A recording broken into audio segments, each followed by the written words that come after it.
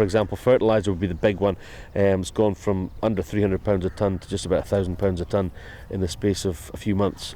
5 generations have worked the land at Fern Farm in Rochester. After the challenges of the pandemic and Brexit, soaring prices are an increasing concern. The big worry really is that the consumer, because they're feeling the pinch, can't afford to pay more for food.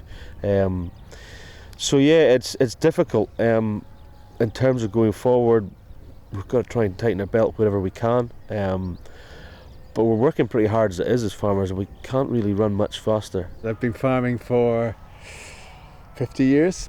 I have seen worse when interest rates went up to 15-16%. But this is tough. This is very tough because with the costs going up and our prices although rising, should they, because of a oversupply worldwide, start to drop, then it's going to have a significant effect on the profitability. Nowhere are the changing seasons more keenly felt than in the agriculture sector. Planning ahead is hard when things are in a state of flux. Bankery-based Grace Noble has been in business for 5 years in food and tourism. She says some hard decisions lie ahead.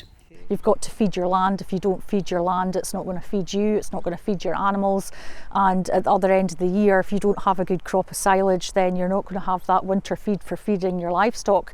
And I do know other farmers that have chosen not to put on, and that's going to have a knock-on effect. They're going to have to sell cattle at the end of the year because they're not going to afford to feed them. Crops are thriving in Inch. The Sullivans grow veganic vegetables with no pesticides or animal inputs.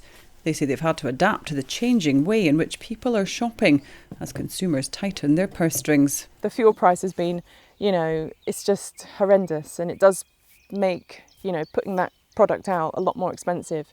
A lot of people are looking again at their finances and working out, okay, what do they need to do? What can they cut? And sometimes services, such as veg box services and other things, people would see as not a necessity. They could go to their local supermarket to get these items, so they would decide to cut that. So we saw a direct impact. Back on Fern Farm, the upcoming generation says they still feel positive despite the challenges ahead. We're looking at different ways to use what we produce and different ways that we can use our land as well. There's so much you can do within farming. I looked at different courses before I went off, and I thought I'm going to end up in farming. It's what I enjoy.